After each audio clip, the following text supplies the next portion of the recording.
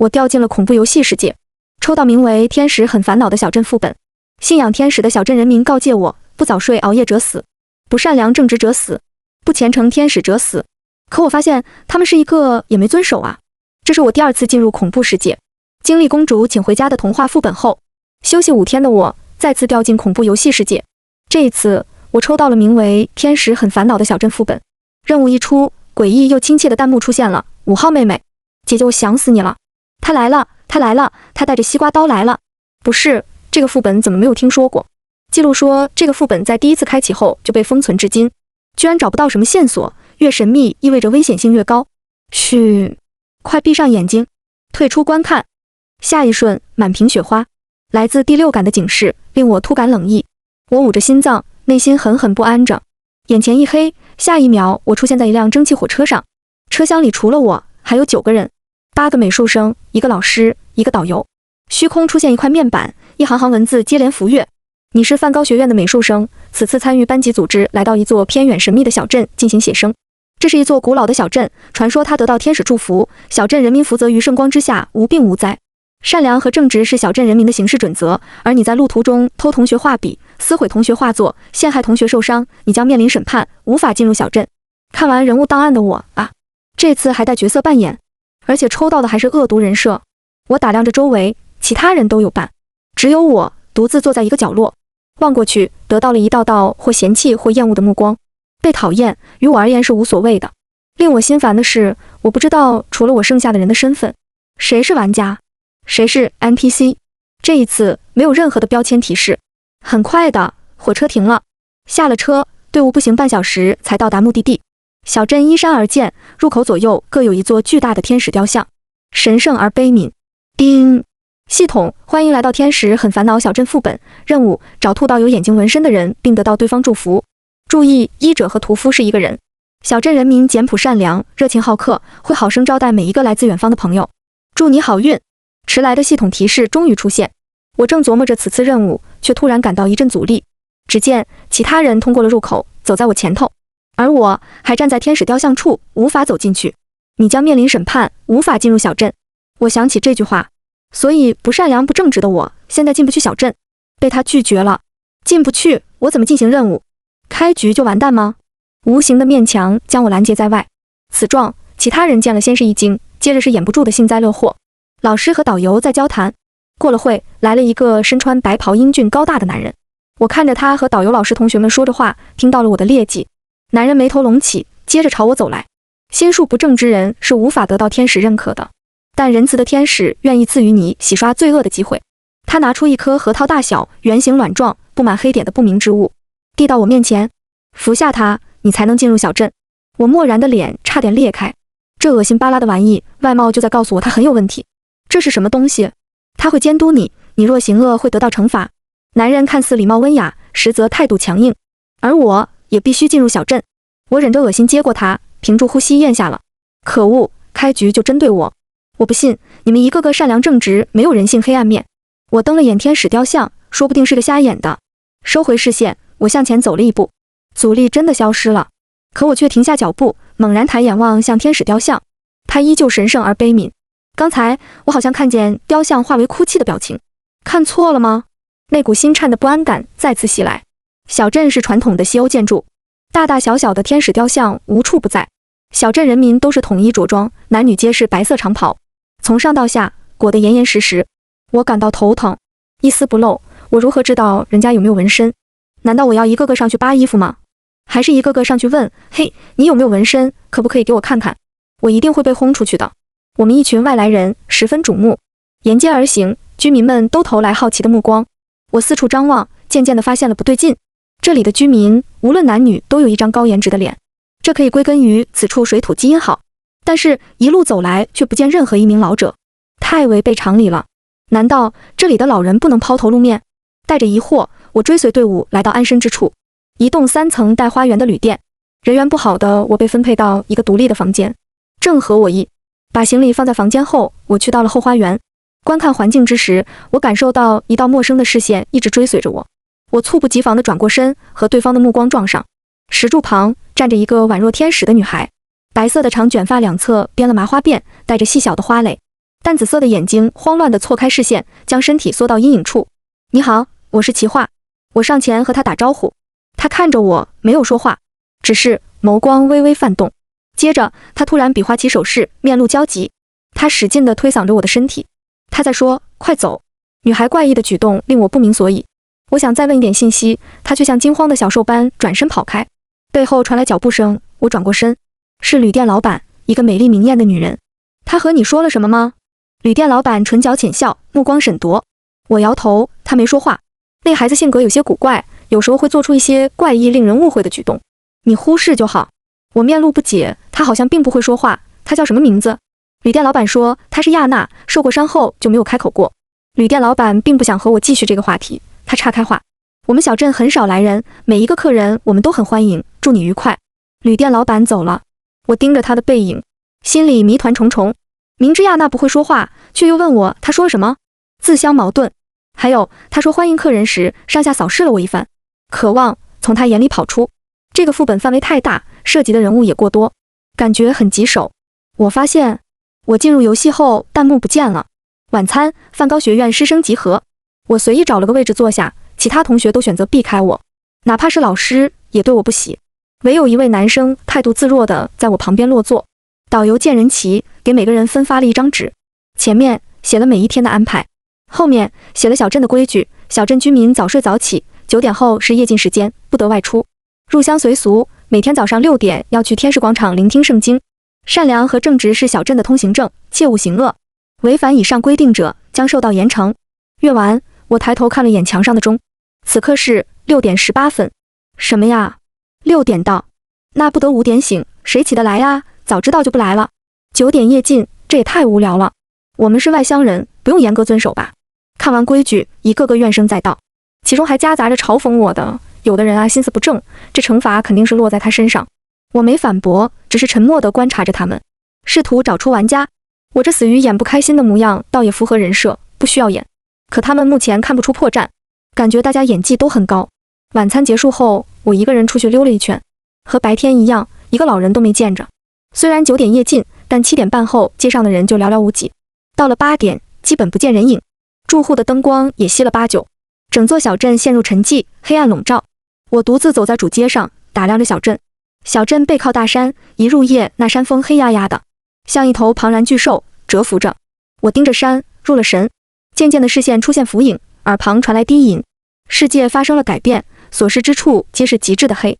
街道建筑全都消失，唯有纯白的天使雕像依旧存在。突然，所有的天使雕像都面向我，四面八方朝着我不断逼近。我无法动弹，像被定在原地。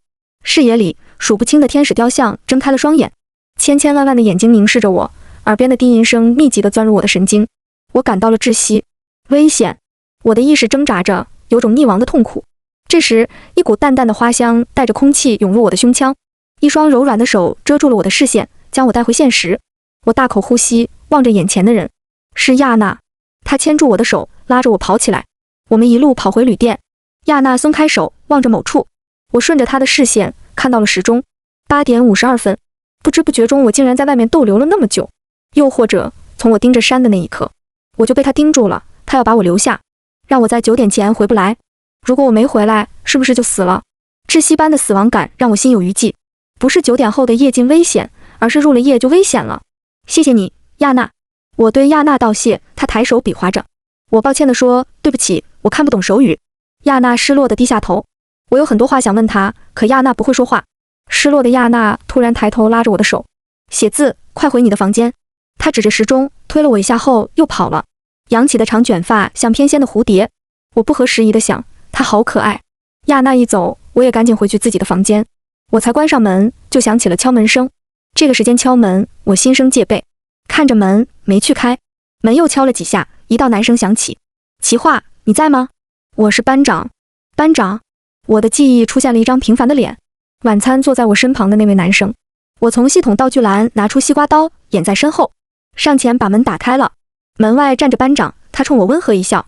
我单声说：“什么事？”班长，我在查寝，9点夜禁，我来看看你在不在。我刚查了其他的房间，有3个人没回来。班长面露忧虑，9点是夜禁，他们怕是凶多吉少。他这句话让我脑内神经波动了一下。我审视着他，镇上的居民善良正直，不过是夜禁，怎么就扯上凶字了？他是玩家。班长连起了笑，我只是担心大家，明日还要早起，早点休息。晚安。说完，班长转身离开。我关上门，若有所思。他应该也察觉到我是玩家，却不动声色。上个副本的经历让我知道，玩家之间也是竞争的关系，能合作互助的还是少数，即便合作，也要互相提防。第二天早上5点，我醒了后去楼下集合，7个人。昨晚少的3个人缺席了，老师愤怒又担忧，寻求旅店老板的帮助。美丽的女人脸上是安抚的笑意，请别担心，我会去找的。不过，违背小镇规则的人会受到严惩，大家务必遵守规则。各位还是先去广场吧，晚了就不好了。大家面面相觑，只能先跟随着他出去。一晚上没回来，他们去哪了呀？惩罚又是什么？我觉得这个小镇好奇怪，可能被警察抓走了，说不定嫌这里规矩多，先跑回学校了。耳边是几个同学的谈话，唯有班长和我一言不发。街道上各家各户不断地走出人，汇入人流前往天使广场。广场中央的天使雕像下站着一名戴着羽毛冠的男子，他在传颂着圣经内容，其余人虔诚地闭眼聆听。我是一个字都听不进去，我不信教，我只信自己。我盯着入目之处的白袍，甚是苦恼。纹身该怎么找？我环视四周，太奇怪了，一个小镇怎么会没有老人？得找个机会问问亚娜。大约半个钟，他们的早会终于结束了。我低声吐槽，有种一大早上班听领导开会的麻木既视感。明明不喜欢，还要装作认真的模样，我也挺虚伪的。人群渐散，我也正欲走开，然而异象突发，蔚蓝的天空飘落下片片羽毛。更古怪的是，信奉天使的居民却个个面露惊恐。我下意识伸出手，接住了其中一根羽毛，柔软的羽毛轻盈地飘落在我的掌心。叮！系统，恭喜玩家获得天使之羽。纯白的羽毛会指引迷茫的孩子找到正确的路途。使用一次冷却时间6小时，每次使用未完成初次指引时无法下达第2个指令。你可真是幸运呀！回去后我一直在寻找亚娜，却不见人影。寻到一处拐角处，和班长撞上了。他退开2步，说了抱歉。我点点头，想走，他却叫住我。奇话，你是玩家吧？我盯着他，没回答。这时候突然摊牌，意欲何为？见我沉默，他又说，这个小镇问题很多，我们合作更有胜算。作为合作的诚意，我可以先告诉你我的发现。你应该看到小镇一个老人都没有，但我看到了。拥有羽毛的我，可以依照指引找到线索。我内心不想和他合作，他给我的感觉不算好。虽然长相平平，但他的身形气质都为上佳，行为举止有种刻骨的优雅绅士，本该让人心生好感的。偏偏我不喜欢装，但班长的话引起了我的兴趣。你在哪看到？晚上我会带你去，眼见为实。行，那我们就暂时合作吧。班长朝我伸手，合作愉快。我伸手和他握住，同时使用了上个副本得到的记忆水晶，窥探他的记忆，却没看到他玩家身份的相关记忆，而是作为学生在蒸汽火车上的记忆，还是关于我的。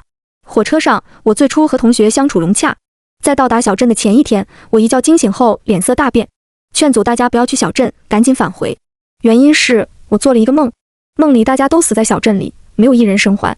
但这神叨叨的话没有得到认同，而是嗤笑，说我胆小鬼，神经兮兮，不过一个梦罢了。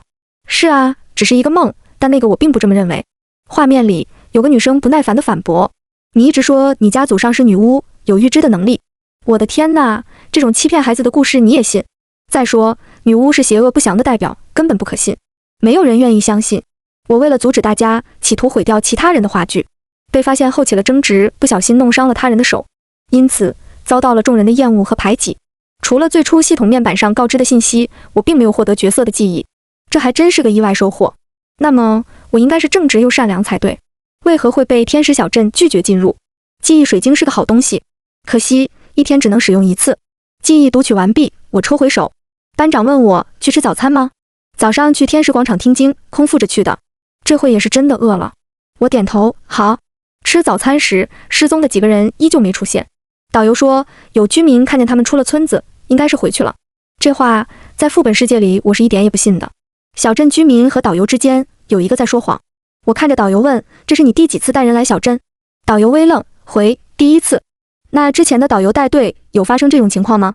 导游面露迷惘，这里极少有人来，我只听说过很久以前有过一队人来，带队的导游谁来着？我忘了。我还想继续问，旅店老板出现打断了对话。各位吃完可以出发去写生了，大家准备一下。他的视线在众人身上转了一圈后落在我身上，目光不太友善。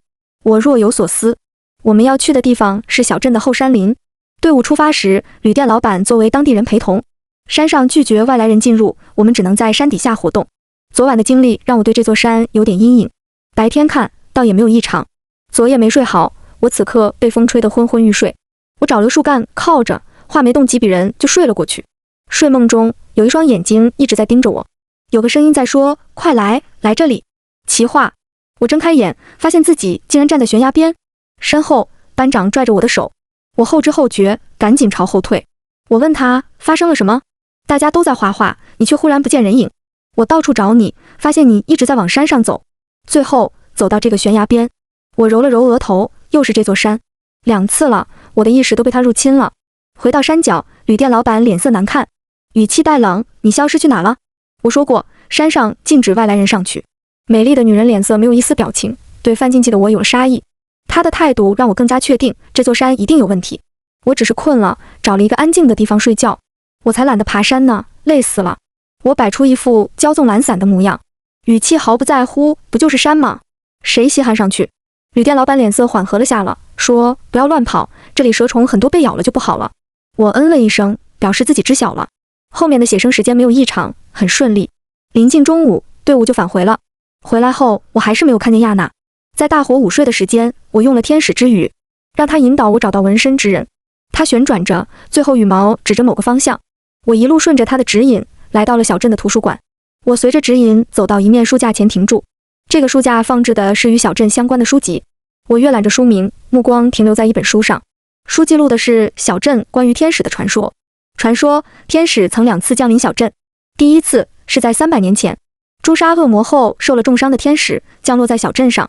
小镇居民善良淳朴，见到受伤的天使十分担忧。可人类无法轻易靠近神明，重伤的天使暂时无法离开。小镇居民每天都想尽各种办法试图救天使。将居民们的心意看在眼里的天使心生感动。后来天使想到一个办法，天使的翅膀拥有成千上万的羽毛，唯有一根是最重要的。他将自己最重要的一根羽毛拔出，神力激胜于无，犹如人类之躯。于是小镇居民得以靠近治兔好了天使的伤。痊愈后的天使为了表示感谢，离开前给了小镇居民一根羽毛，代表一次许愿的机会。如果有需要，就烧了这根羽毛，它会出现。第2次是在200年前，小镇发生了一场疫病，无药可医，居民们一个接一个的死亡。垂死之际，年老的镇长想到了小镇上的天使传说。100年前，天使降临，给了小镇一根许愿的羽毛，那羽毛就藏在教堂里，落了灰，几乎被遗忘。镇长找到了羽毛，并点燃了它，向天使许愿，治好居民们的病。羽毛燃烧殆尽那刻，圣光穿透云层，天使再次降临。天使仁慈，信守承诺，治愈了小镇居民们的病情。但已死之人不能死而复生。这一天，有一个孕妇生下一名婴儿，可惜婴儿没了气息。那名女子死哀求天使救救婴儿。天使沉默了许久，也许是心软，又或许是其他缘由。天使让那名婴儿重新呼吸了起来。此后为感激天使，小镇铸就了无数的天使雕像，信仰他，成为他的追随者，将善良与正义恪守于心，世代传承。而小镇也得到天使的祝福，无病无灾。一个神话传说并没有什么特别的，无非就是心软的神明和虔诚的信徒的故事。此类故事并不少见。羽毛的指引是想让我发现什么吗？这与纹身有什么关系？我又翻看了书架上的其他书籍，并无特别。找不到信息，我离开了图书馆。羽毛使用一次的冷却时间是6小时，现在也用不了。我打算先回旅店。回去后，亚娜还是不在。我询问了店主，他却态度冷漠，不知道。他总喜欢乱跑，也许在某个角落玩。我不再多问。夜里8点30，班长如约而至。这么晚，你要带我去的地方是哪里？看出我的警惕，他说：“放心，这个时候害了你对我没有好处。任务毫无进展，多一个人多一份力量。”我倒也不是担心他害我，而是昨夜险里逃生让我知道夜晚的小镇很危险。犹豫时，解除冷却的羽毛转动了，他要我出去。见此，我同意和班长一起出去。街上空无一人，他带着我爬墙到一户人家。没等我质问，他嘘了一声，指了指窗户。我顺着他的指示瞧，瞳孔骤缩。房间里的人是旅店老板，年轻美丽的女人脱下白袍，露出光洁白皙的手臂，手臂上有个诡异的疤痕在发红发烫，似有无形之火在燃烧。紧接着，她整个人在瞬息间衰老了下去。丰满的身体变得干瘪松垮，他发出沉重的呼吸声，倒在地板上，痛苦地蜷缩成一团，面目狰狞。一阵冷风吹过，我的头皮微微发麻。我收回目光，没有多做逗留。和班长返回旅店后，我面带怀疑：“你是怎么发现的？”大晚上翻墙去年轻貌美的女老板家里，恰好发现这事。呵，我冷笑一声。衣冠禽兽。班长解释：“你别误会，昨夜查寝前我出去了，我亲眼看见消失的3个人里的一个人去了他家里。我不想多管闲事，可我没走多远就听到了惨叫，我就进去查看，发现那人死了，而店主变成了一个老人。后面我又去了几户人家，都是一样的情况。”这话听起来荒唐，难怪他要带我去亲眼见证。所以小镇不是没有老人，而是老人只会在夜里出现。班长虽说只进入几户人家里，但会不会整个小镇的人在夜晚都会变成老人？这猜想令我起了一身鸡皮疙瘩。不，亚娜不是，昨夜她还帮过我。亚娜到底去哪了？昨晚之后就一直不见人影。第3天无进展，第4天集合时人又少了2个。曾在火车上嘲讽我的那位女同学眼神惶惶不安，她冲到我面前，奇话，也许你是对的，这个村子不祥，我们都会死在这里。昨夜他们只是出去散步，告诉我一定会回来的。太古怪了，我们走吧，马上走。他的发言令在场的其他人感到害怕。老师想了想，看向导游，我们要离开小镇，现在就走。走得了吗？我想没有人能离开了。导游建议去完天使广场，听完圣经再离开，我和班长没意见。其他人并不想去，我一刻也待不住了，我立刻就要走。导游劝，不行的，只要人在小镇就要遵守规矩。但想走的人他拦不住。最后只有我、班长、导游准时去了天使广场。今天没有突发异象，天空没有下起羽毛雨。回到旅店，其他人已经走了，但他们真的离开了吗？导游问我和班长怎么打算，我们都说留下。谈话间，旅店老板回来了，他扫视了我们一圈，说坏规矩的人会遭到严惩。前天夜里一幕让我无法再对这张美丽的脸赏心悦目。我使用记忆水晶对他的记忆进行窥探，水晶窥探记忆并不是全部的，而是随机的记忆片段。这次我看见了2个画面，第一个是盛大的祭祀场面，小镇居民聚集在天使广场上，面容狂热地盯着中央盛满红色液体的锅。那会他们兜着长服，而不是白色长袍。第二个是亚娜，昨晚分别后，亚娜被关了起来，旅店老板打了她，怒道：“你又想坏事，只有你得到真正的祝福，你是不是厌恶着我们这群怪物？所有的罪恶都是因你而起，都怪你。”女人神情癫狂，没关系，我们得到了新的神明指引，很快我们就会摆脱身上的诅咒，永生的容颜，不败的肉体，这些都会拥有。亚娜望着他，流着泪摇头。最后是一扇关上的门。读取完记忆，我内心惊诧又愤怒。小镇居民除了亚娜，都是一群受到诅咒的怪物。夜里变成老人痛苦蜷缩，都是因为诅咒。只有亚娜得到真正祝福，是指天使的祝福吗？小镇居民又为何会背负上诅咒，变成怪物？还有新的神明，难道是罗西？这家伙就是个魔鬼，极为擅长给他人洗脑，可恶至极。太多未知的谜团了，我感觉脑袋发胀。必须先找到亚娜。我对班长透露了亚娜的事情，让他帮我看住或拖住旅店老板，而我则潜入旅店老板家。我找遍了每一个房间，最后在一个地下室找了亚娜。看见我的刹那，亚娜瞪大了双眼，漂亮的眼睛盈满泪水，冲上来抱住我。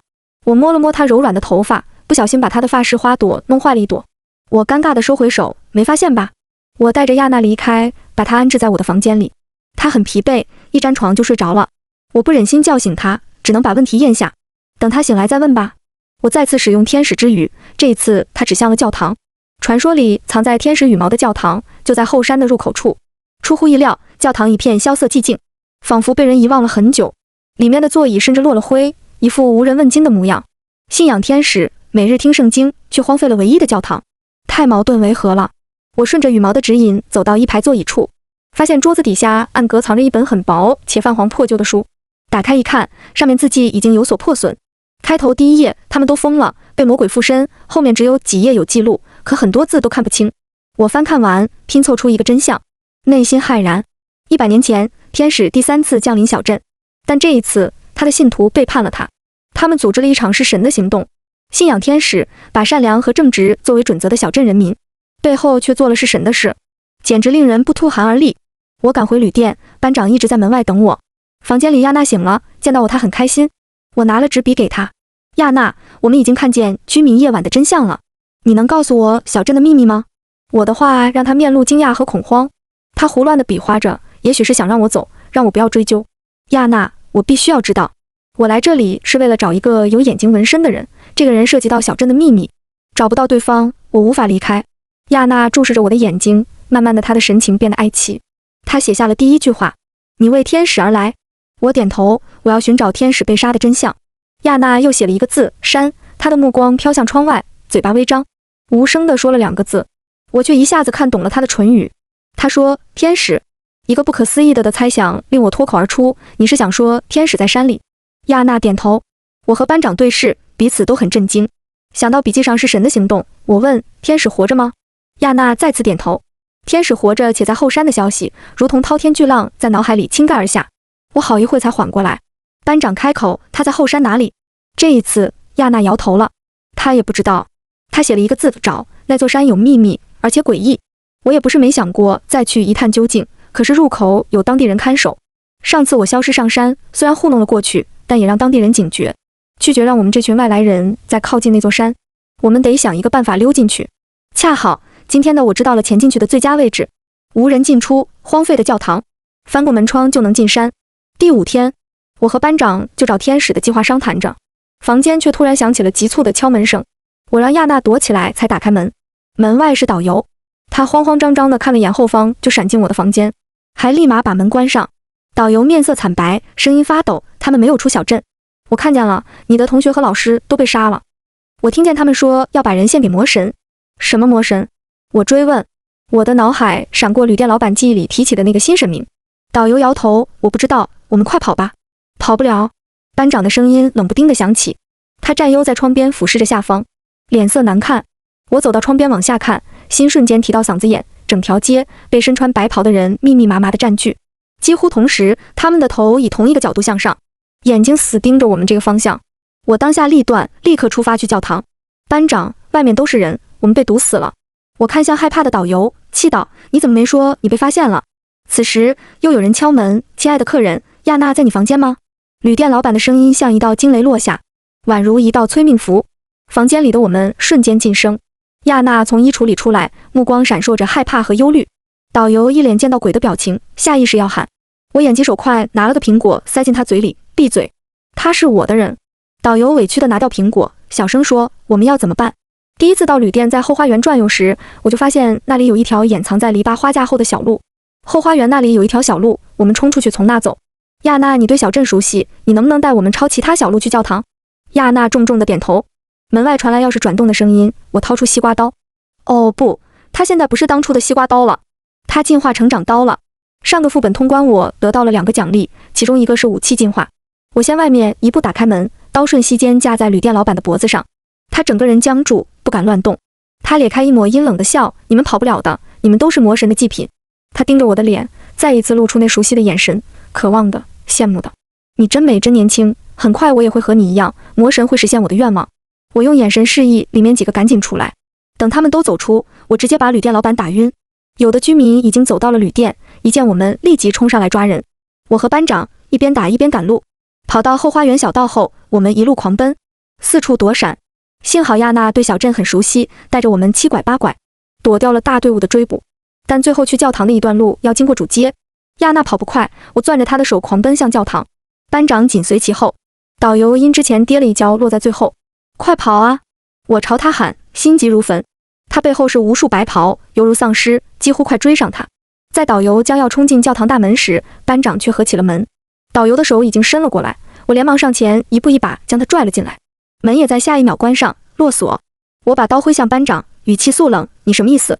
班长一脸坦荡：我要确保自己的安全。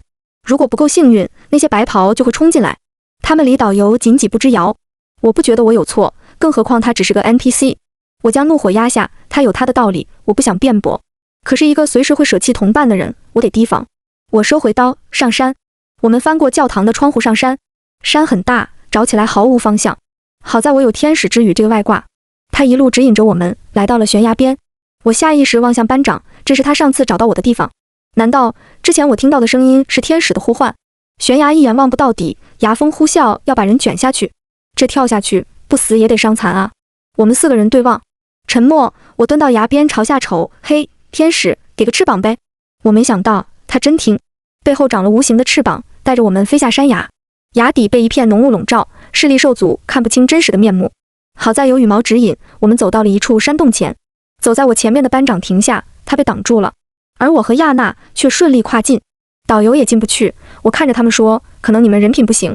班长，我和亚娜踏进了山洞，走到光亮之处时，一道声音响起，孩子，别怕。视野清晰后，仅3秒我就转身冲出洞口。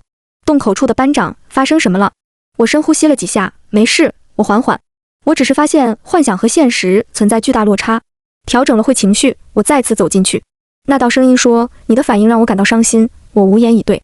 毕竟我的认知里，天使是美丽神圣，拥有绝美颜值的神，而不是身体长满眼睛的神。我还有密集恐惧症，一时之间难以接受。原来我要找的纹身之人就是天使本人。系统，你出来说话，这叫纹身吗？虽然天使的模样与我的认知完全相反，但仔细看，他虽身体长满瞳目，却并不让人感到邪恶，而是神圣的，望着众生平静无悲喜的神明之眼。唯一奇怪的是，天使身后6翼颜色不一，一半纯白，一半纯黑。亚娜朝着天使跪下，磕头，白净的脸色布满泪水。天使传来叹息，孩子，你没错，无需对我忏悔。我扶起磕红了额头的亚娜，问天使，到底发生了什么？我直视着他的眼，一道白色的光晕落入我的眼底，将一段往事铺展在我眼前。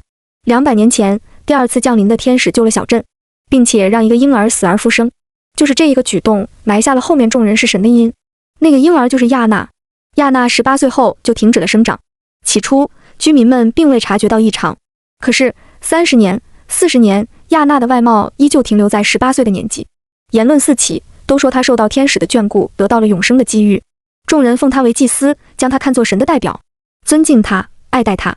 得到永生和容颜常驻的亚娜，时间在她身上定格，其他人却在时间流逝下老去，死掉。恶魔潜入小镇，扮成人类，蛊惑诱导他们，潜移默化下，慢慢的，大家心思有了变化。为何独他能得到永生？天使神为何不看看他的信徒？他们是如此的虔诚，他们也想拥有永生。信徒们日夜祈祷，渴望着神眷。终于，在100年后，迎来了天使的第3次降临。小镇居民们欣喜若狂，他们跪地祈求天使赐予他们永生。然而，心怀期待的他们被天使拒绝了。永生之事是违背天理的。亚娜是个例外，是天使一时心软的错觉。他第3次降临也是为了亚娜，他要收回亚娜永生的恩典。亚娜已经活了100年了，作为人类而言，她的寿命也活到了极限。天使的冷漠让信徒们失望又难过，也让他们心中不知不觉中滋长的贪念彻底冒芽，转换成了恶念。人群里，新任镇长站了出来，伟大仁慈的天使，欢迎您降临小镇。如您所见，为了感激您，小镇铸就了无数的天使雕像，我们日夜敬拜，对您的心虔诚无比。能否请您在小镇停留几天？过2天的月圆之夜是小镇重要的祈福节日，望您为我们赐福。天使应下了，他不知这一应让他后面被伤，还丢失了最重要的羽毛，滞留人间，无法回去天堂。月圆之夜，赐福之时，恶魔来临。天使击败了恶魔，但也受了重伤，同200年前他受伤落到小镇时的命运重叠。可这一次的结果却不同，善良的人已不再善良，贪念让他们被恶魔蛊惑合作，设计这个局，拔掉最重要的羽毛，让人类治疗的天使被背叛了。他们囚禁了他，割了他的肉，放了他的血，举行了盛大的仪式，吃下他的血肉，迎来心心念念的永生时刻。后来，计划前被关的亚娜出来了，她找了时机放出了天使，也因此被其他居民毁掉了嗓子，再也无法说话。而无法飞往天堂的天使躲在了后山的悬崖之下，直至100年后的今天，是神的小镇人民得到了永生，也得到了神法。他们在夜里会变成老者，受烙印焚身之痛。小镇再无新生命诞生，他们也无法离开。他们开始恐惧，祈求天使原谅，每日聆听圣经，企图减轻自身的罪恶。他们陷入妄念，一边自我欺骗，装作信仰天使的虔诚信徒，一边又憎恨恐惧着给他们留下神罚的天使。也寄希望于恶魔，杀害了来小镇的外来人，将他们当作祭品奉献给恶魔。他们因贪念变成一群怪物。故事中落，我的意识恢复正常。救天使的人也是杀他的人。医者和屠夫是一个人，被背叛被杀害，这100年来的煎熬和独自思虑的寂寥，能否让他看清人类？那是一群拥有复杂人性的生物，他们善良也嫉妒、贪婪、傲慢、懒惰、虚荣、暴食、色欲。不同的人，不同时刻，一念之差便会转换成不同的人性。我望着天使，你恨吗？那无数双眼睛盯着我，依旧清正、平静无悲喜。天使没回答，但我想，我大概知道了答案。透过他共享与我的那段记忆，我得知他虽年岁比人类长，然而实际上在天使中还属于年少阶段。与恶魔之战重伤，被人类伤害外，他还被恶魔入侵了意识。白日的他是天使，夜晚的他是恶魔。一旦夜幕降临，恶魔就会出现。我问，你的羽毛还能长回来吗？天使可以，但需要很漫长的时间。我的羽毛还在，请你帮我找回它。它在哪？它在恶魔手里。我看着天使，试探说，难道是夜晚的恶魔？天使赞赏，你很聪明。恶魔蛊惑了人类，让他们将羽毛交给他。羽毛被他藏起来，我无法找到。他想与我内耗，想吞噬我的神智，让我彻底堕落，变成恶魔。我哑然。人类，你为什么不说话？我只是不知道接下来怎么办。虽然我有家传武学，能打架，可我打不过会魔法的呀。对了，我有个问题。沉默中的我突然想到一件被我忽略很久的事。你为什么阻挡我进入小镇？还有，我吃下那个恶心的玩意是什么？天使眼睛转动，因为你善良正直，灵魂干净，我想阻止你。其他能进入小镇的人，或多或少都背负着恶。你吃的那个是恶魔给屠人类的，能隔绝我的力量。原来是那可恶的恶魔在针对我。我弯腰干呕，没有出来。最后在天使的帮助下吐出那东西。要帮天使找回羽毛，就得等到夜幕降临，恶魔出现。人类的力量无法和恶魔抗争，天使赠送了一件物品。天使权杖能建起保护结界，还透露了恶魔的弱点。夜幕降临到9点这段时间，恶魔的力量最弱。如果我们不能在9点之前夺回羽毛，就必须离开。我应下了。天色渐暗，夜幕降临，最后一丝光线消失的刹那，天使之眼全部闭上，黑色雾气缠绕，恶魔现身。眼前的他拥有一张雌雄莫辨的脸，邪魅诡异，血红的眼流露着恶意。几乎是在他现身的刹那，我提刀直冲他的心口，因为我看见羽毛就在恶魔的心脏之处，却还是被恶魔躲过，只留下一道浅浅的伤痕。完了，我想，这一击是他防线最弱，也是我灌注了全部注意力的一击，却只留下一道浅薄的伤口，后面再想打中就难了。啊，好险！恶魔的目光落在我身上，上次没杀死你，你自己找来了。打架不能废话，我提起刀就上。我打得筋疲力尽，他却游刃有余，看我的眼神宛如蝼蚁，带着玩弄之意。罗西，我开口和恶魔说了第一句话。恶魔慵懒地撑着下巴，状似思考。罗西，好像在哪听过这个名字。他不是罗西，我猜错了。忽然间，恶魔低笑出声，血红的眼睛流出几分怀念。是他呀，你把我当成他了，这可真是个笑话。他自说自笑，疯疯癫癫。趁他笑，要他命，我再次冲上去。然而，有一支箭越过我，快速射向恶魔，箭射中了恶魔的肩膀。同时，班长和导游跑了进来。这两货还以为进不来。班长手上拿着一把弓，想必这就是他的武器了。之前被追击不见他拿出来，等到现在才拿。这家伙城府深着。班长的箭接连而发，恶魔居然招架吃力。恶魔怒极，他第一次用了魔法。热焰袭来，我躲到拿着天使权杖的亚娜身旁，结界挡住了攻击。他们两个受了伤，被恶魔抓住。两个人被挂在空中，黑红的雾气勒着他们的脖子。恶魔并不及时杀了他们，而是恶趣味地看着我。我们来玩一个游戏吧。我不玩。哎呀，别那么拒绝呀！你在他们之间选一个，选中的那个人，我放过他。我内心，他大爷的，神经病！你不选，他们可就一起死了。我冷漠道，那就去死吧。恶魔笑得玩味，指尖微动，那两人面色涨红，痛苦地挣扎着。导游，救命！班长没说话，只是看着我。我心中暗骂，该死，该死的良心！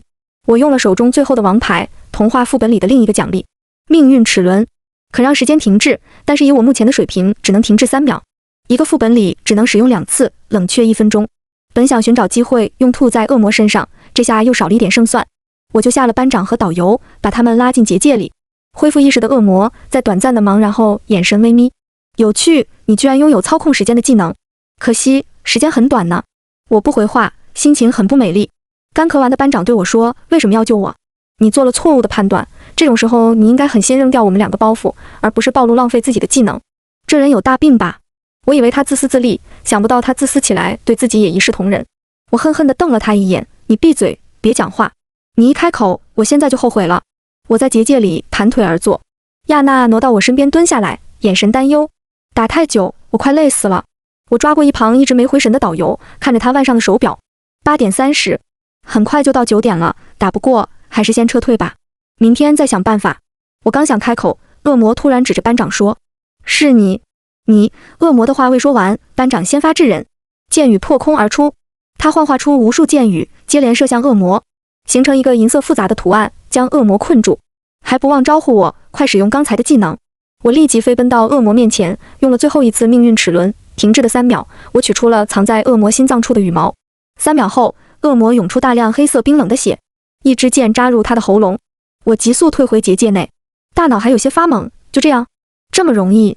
班长这家伙这么厉害，一直在藏拙。不对，恶魔刚才指着他说：“是你。”班长才爆发的。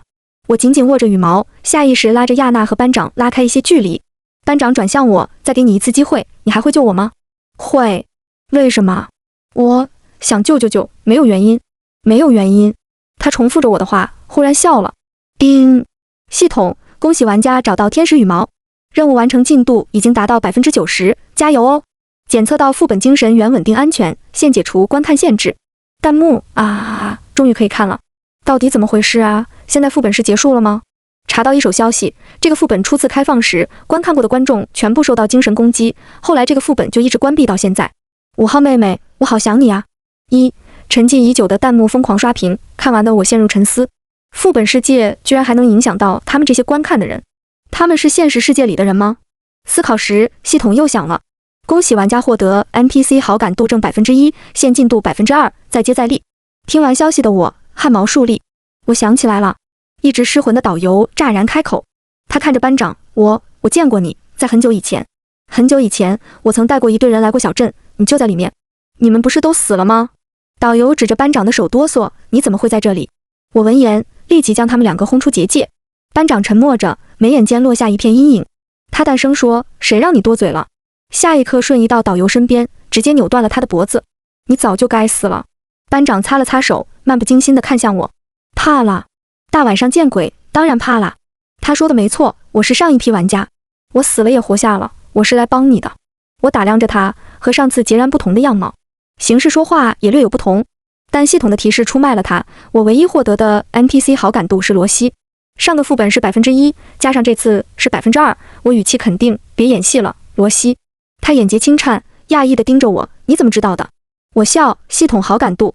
罗西听言，周身气场瞬变，几秒的沉寂后，他怒极而笑，系统居然在我身上弄了这个东西。罗西抬头仰望上方，戾气四起，狂暴失控的力量竟击碎了结界，也让我失去了意识。再次醒来，我已经不在悬突崖下了。天刚亮，我睁眼就在山头，看见小镇居民被火光燃烧着。太阳升起的瞬间，不死的怪物最终化为灰烬。6亿纯白的天使沐浴着圣光，在空中俯瞰着我，我却在寻找一个身影。亚娜呢？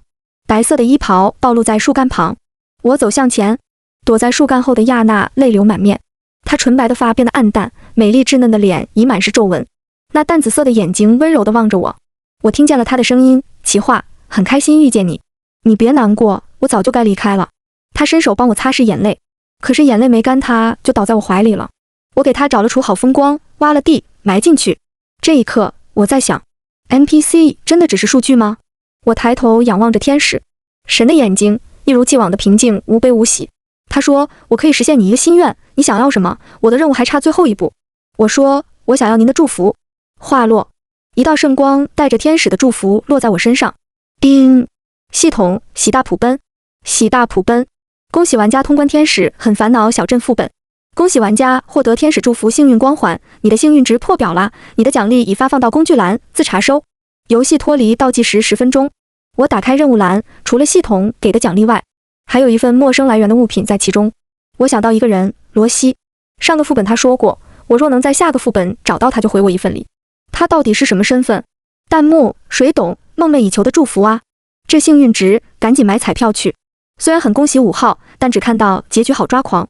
前面的系统修复有回放。5号妹妹，我们下个副本见啦！倒计时最后1秒。系统，玩家已脱离游戏世界。